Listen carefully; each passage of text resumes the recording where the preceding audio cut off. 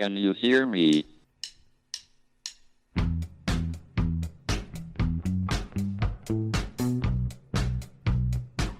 Houston, we have a problem. It's one small step for man, Now I am become death, one giant leap for mankind. the destroyer of worlds. Eureka! Nos Bastidores da Ciência, um podcast da Molecular JE. Olá, sejam bem-vindos ao último episódio desta primeira temporada do podcast Molecular, Nos Bastidores da Ciência. Um podcast da Molecular JE, a júnior empresa do Departamento de Química da Universidade de Coimbra. Chamo-me Amilcar Duque Prata e hoje tenho comigo uma voz que certamente vos é conhecida. Falo do Bernardo Albuquerque Nogueira, estudante de doutoramento em espectroscopia molecular na Universidade de Coimbra e que foi um dos nossos entrevistadores ao longo destes 25 episódios. Bom dia, Bernardo, e bem-vindo a esta que é também a tua casa. Olá, Amilcar. Em primeiro lugar, obrigado pelo convite para estar deste lado, desta vez, da voz, não é? Aqui no podcast.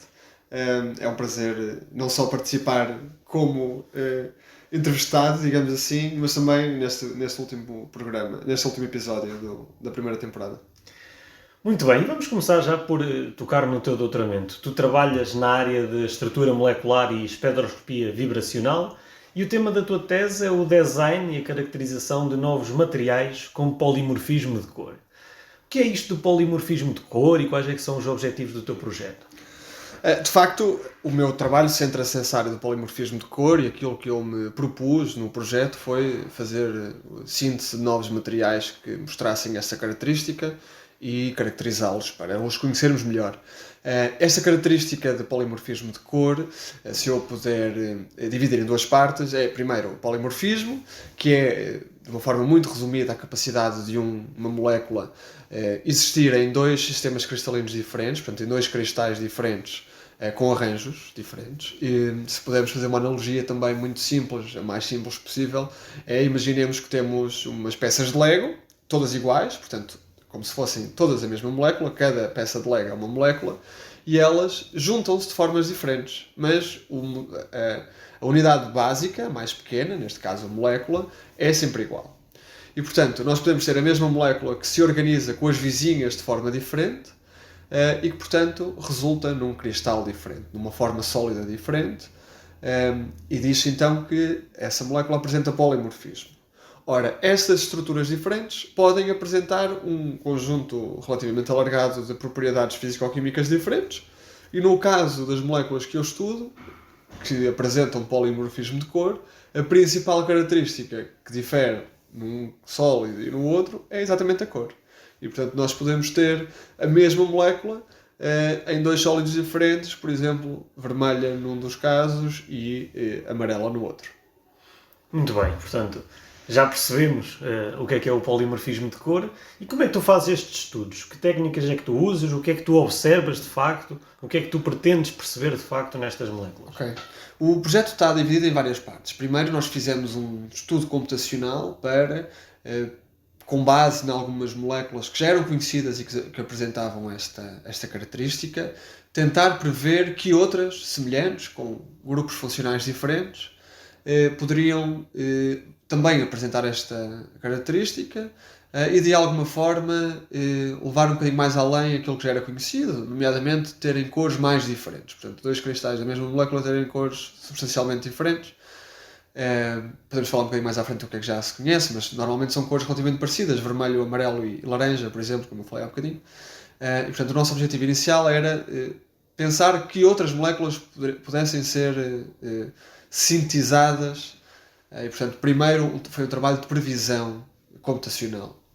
Depois o segundo, já que eu abordei, era sintetizar essas moléculas. Portanto, são todas as moléculas que eu estudei são moléculas que não eram conhecidas pela humanidade, portanto, não tinham sido ainda estudadas, sintetizadas. Fizemos-lo pela primeira vez. E depois uma terceira fase, e última, e talvez mais importante do meu ponto de vista, que é caracterizar essas moléculas, ou seja, perceber qual é que é a estrutura de cada um dos cristais, que apresentam cores diferentes, e no final perceber porque é que os cristais têm cores diferentes, apesar de serem constituídos pela mesma molécula. Ou seja, até que ponto é que é de facto a estrutura intermolecular, portanto as ligações intermoleculares, a forma como a molécula se organiza com as vizinhas, que muda essa característica da cor e o porquê. E, portanto, o objetivo final do trabalho é exatamente este. Portanto, o teu projeto reúne aqui um bocadinho desde o início do pensar até um nível computacional que nem sequer é prático, digamos assim, depois à síntese e agora ao estudo e caracterização e esperemos que à conclusão de perceber porque é que isso acontece. Sim, até porque eu quando pensei no projeto, que foi desenhado por mim também desde o início, obviamente com a ajuda do meu orientador, o professor Dr. Rui Fausto, quis exatamente isso mesmo, que era ter um projeto, portanto um plano para os meus 4 anos, não é? Isto em 2017, para os próximos 4 anos, que está agora a terminar, que envolvesse todas as fases de um projeto científico para poder, de facto, de alguma forma, não só aproveitar isto que é uma oportunidade única, mas também validar aquilo que era a ideia que eu tinha, que de facto era isso que eu quero para o resto da minha vida, a parte de investigação científica, que de facto envolve todas estas partes. Muito bem. E esta área de estudo do polimorfismo de cor, como é que está a nível mundial? É algo relativamente recente? Há muita gente a trabalhar nisto? Olha, é relativamente recente. A área do polimorfismo, se limitarmos ao polimorfismo, começou fundamentalmente nos finais do século XIX e início do século XX, portanto tem cerca de 100 anos, não muito mais do que isso.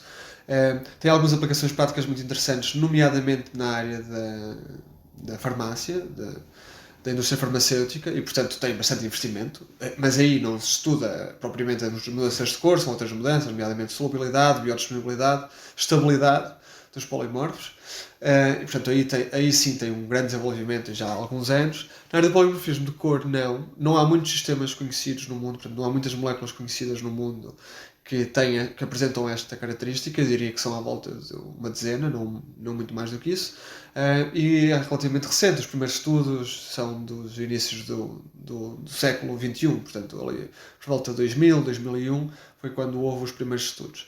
E não há muita gente a trabalhar sobre isto. Também foi por isso que eu me interessei pela área, quando comecei a ler alguns desses trabalhos, poucos já publicados. Achei que seria interessante não só abordar todas as fases, digamos, de uma área, de um projeto científico, mas também algo relativamente recente, e obviamente que incluísse algumas das áreas de conhecimento onde eu já me sentia confortável, mas também de explorar novas. E foi então um bocadinho por todas estas razões que eu escolhi esta área do polimorfismo de cor. Bem, portanto estás a tornar-te um especialista nesta área e numa área em que há pouca gente a trabalhar. Mas na verdade o teu percurso académico aqui na Universidade de Coimbra começou em 2010, quando entraste na licenciatura em Química Medicinal, no primeiro ano que o curso abriu aqui. Depois seguiu-se a licenciatura em Química, um mestrado em Química Avançada, agora o doutoramento nesta área da espectroscopia molecular e estás quase a terminar. Por um meio passaste por Milão, que certamente foi uma experiência durante o doutoramento diferente do que já tinhas tido. E a minha pergunta é, como é que tem sido esta aventura pela Química? Como é que tens visto o evoluir deste teu percurso e como tu ainda agora disseste que queres continuar a evoluir? De facto, começou em 2010 em Química Medicinal. Na altura eu não tinha exatamente a certeza se era exatamente a química que eu queria para o resto da minha vida. Sabia que era ciência, isso estava mais do que evidente na minha cabeça, mas gostava muito também de alguma parte de uma biologia molecular, alguma parte da genética, e infelizmente abriu nesse ano o curso de Química Medicinal aqui na Universidade de Coimbra, para onde eu vim. Esses 3 anos da licenciatura foram muito importantes porque me apercebi de facto que era da química que eu mais gostava, mas não necessariamente aplicada à parte medicinal, ou melhor, não necessariamente só aplicada à área da química à área da medicinal. E por isso decidi fazer a licenciatura em Química no ano seguinte e depois seguir no mestrado em Química, que me permitiam não só continuar a ter alguns, e ainda hoje tenho alguns projetos ligados a essa parte medicinal, farmacêutica, mas permite-me ter projetos mais, como é este do doutoramento, mais fundamentais, ou seja, sem propriamente uma aplicação direta, pelo menos imediata, e tenta, de alguma forma, projetos mais químico-físicos. É a área em que eu estou desde 2013, desde o meu final de 2012, desde o meu primeiro estágio laboratorial, na área da química física, e portanto essa área mais fundamental, mais central, digamos assim, da ciência chamou-me mais a atenção, e foi por aí que eu continuei a fazer o meu percurso. De facto, passei um bocadinho mais de um ano em Milão durante o doutoramento, para onde fui exatamente trabalhar um bocadinho deste projeto de polimorfismo de cor. Aquilo que eu fui fazer essencialmente foram estudos computacionais em estado sólido. Nós cá em Coimbra fazemos bastantes cálculos teóricos em computador, mas sobretudo em moléculas isoladas, portanto como se moléculas estivessem em fase gasosa. Em Milão, em conjunto com um grupo de Turim, portanto também em Itália, foi desenvolvida há relativamente pouco tempo uma nova forma de cálculo de estrutura periódica que, portanto, permite simular também não só a molécula, mas as suas interações intermoleculares. E foi isso que eu fui fazer para lá, portanto, uma coisa completamente nova para mim, relativamente nova aqui no grupo também em que estou inserido, e, portanto, foi bastante interessante desse ponto de vista científico, mas também muito, muito interessante do ponto de vista pessoal ter ido para fora. Muito bem. E vamos sair agora deste lado mais científico e se me permites o comentário, porque também já te conheço há algum tempo, tu para mim és um excelente exemplo de como é que é possível articular o associativismo com bons resultados académicos. Tu passaste pelo Núcleo de Estudantes de Química, fundaste a Associação Nacional de Estudantes de Química, organizaste 2 encontros nacionais de estudantes de Química, o primeiro e o mais participado, estiveste na Direção-Geral e no Conselho Fiscal da Associação Académica de Coimbra e fundaste a Molecular JE. Isto tudo desde que entraste aqui para a Universidade. Como é que foi passar por estas aventuras e manter sempre o foco no percurso académico? Há algum segredo? Segredo propriamente acho que não, mas há algumas razões. A primeira talvez tenha que ver com o meu passado enquanto atleta, que me permitiu, eu fui atleta federado de handball até aos 18 anos, desde muito cedo. A primeira vez que joguei teria 5 anos, portanto foi desde mesmo muito cedo. Permitiu-me aprender a conciliar muito bem os estudos com a parte extra-letiva. Portanto, eu tinha muito pouco tempo livre e fui aprendendo a viver com isso e de alguma forma ainda hoje em dia não sei ter muito tempo livre, e isso aconteceu durante todo o meu período académico, como agora disseste. Depois há uma segunda grande razão, que isto é uma visão muito pessoal, mas eu acho que toda a gente que está no associativismo estudantil, e a maior parte dos cargos que tu falaste foram de associativismo estudantil, à exceção agora da Molecular, que foi criada mais recentemente. Eu acho que só faz sentido uma pessoa estar no movimento associativo estudantil se for estudante, e a melhor forma de ser estudante é ter bons resultados. E, obviamente, quando uma pessoa está motivada e na área que gosta, isso é mais fácil. Isso felizmente aconteceu, tive muita sorte nisso. Mas uma pessoa tem que viver a experiência estudantil para poder representar os seus pares, não é? Portanto, foi também com esse sentido que eu sempre vivi muito essa experiência, tanto no núcleo como na Associação Nacional, e depois também na Associação Académica, nos seus órgãos centrais, a Direção-Geral e no Conselho Fiscal. Muito bem, concordo inteiramente com essa visão, e muito mais havia para falar nesta conversa, mas tendo tu também dado o pontapé de saída deste podcast em fevereiro de 2021, estando nós a terminar agora a nossa primeira temporada, qual é o balanço que tu fazes destes 25 episódios? Olha, eu acho que foi uma experiência muito, muito positiva. Ainda me lembro, de facto, o primeiro episódio saiu em fevereiro de 2021, mas a primeira conversa que nós os dois tivemos foi ainda em outubro de 2020. Eu lembro-me porque ainda estava em Milão nessa altura, eram as últimas semanas em que eu estava em Milão, e lembrei-me que seria interessante, estava a pensar no que é que eu iria fazer quando eu voltasse para Coimbra. Queria ter um bocadinho mais tempo livre, e não gosto disso, como já disse. Portanto, pensei o que é que poderia ser interessante, e até aproveitando agora a questão da pandemia, que sabíamos que estava infelizmente para ficar, e de eventuais novos lockdowns, o que é que nós podíamos fazer que, neste projeto da Molecular JE, mais amplo, de comunicação e divulgação de ciência, o que é que nós podíamos fazer que chegasse às pessoas de uma forma não necessariamente presencial e, portanto, à distância. E lembro-me a ideia de ter-me surgido, já a noite ia avançada, eram umas 11h30 da noite, e lembro-me de ter mandado imediatamente mensagem e de tu teres ficado entusiasmado também com isso, e eu ter ficado satisfeito com essa situação. E depois, de facto, trabalhámos uns mesitos para começarmos em fevereiro, e em fevereiro começaram os episódios quinzenais. Eu acho que foi muito interessante porque conseguimos, pelos dados que nós temos, atingir um público-alvo bastante diversificado, bastante abrangente, e está disponível agora um conjunto de conversas para quem quiser, ao longo dos próximos anos, ouvir ou poder fazer no YouTube e no Spotify.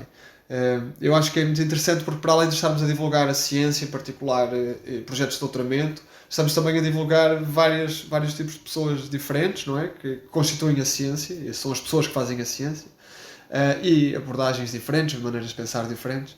Eu acho que isso é bastante inspirador, principalmente para um público mais jovem que quer fazer isto no futuro, ou que ainda está indeciso e que pode aproveitar estas conversas para perceber se de facto é um dos caminhos a seguir no seu futuro. Portanto, acho que foi muito interessante esse ponto de vista. É importante também dizer que, para além de mim e de ti, que fizemos parte destes episódios de uma forma não visível, mas mais audível, e do Hugo também, houve outras 4 pessoas, principalmente, que também estiveram no back-office e que foram fundamentais para isto acontecer e que eu e tu gostávamos de agradecer, e são elas a Diana, o Diogo, o Francisco e a Catarina. Foram também muito importantes para que isto pudesse acontecer, e agora que estamos no final desta primeira temporada, merecem o nosso agradecimento.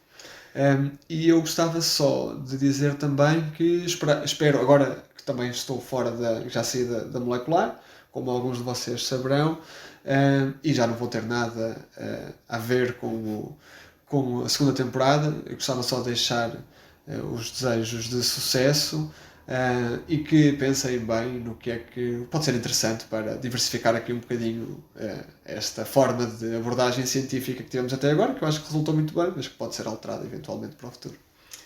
Muito bem, Bernardo. Obrigado também por estas palavras e pelas contribuições que foste dando ao longo do tempo. Antes de terminarmos este nosso último episódio da primeira temporada, a sugestão de leitura que trago é um livro de um autor que somos os dois fãs, o Carlo Rovelli, e o livro intitula-se A Ordem do Tempo. Neste livro unem-se ideias de filosofia, ciência e literatura, e há uma reflexão e uma explicação sobre o que é isto que nos guia a toda a hora, o tempo. Por fim, resta-me agradecer-te mais uma vez, Bernardo, desejar-te a maior sorte para esta reta final e agradecer aos nossos ouvintes que nos acompanharam durante esta primeira temporada. Voltaremos em breve e até lá, boas experiências. Can you hear me?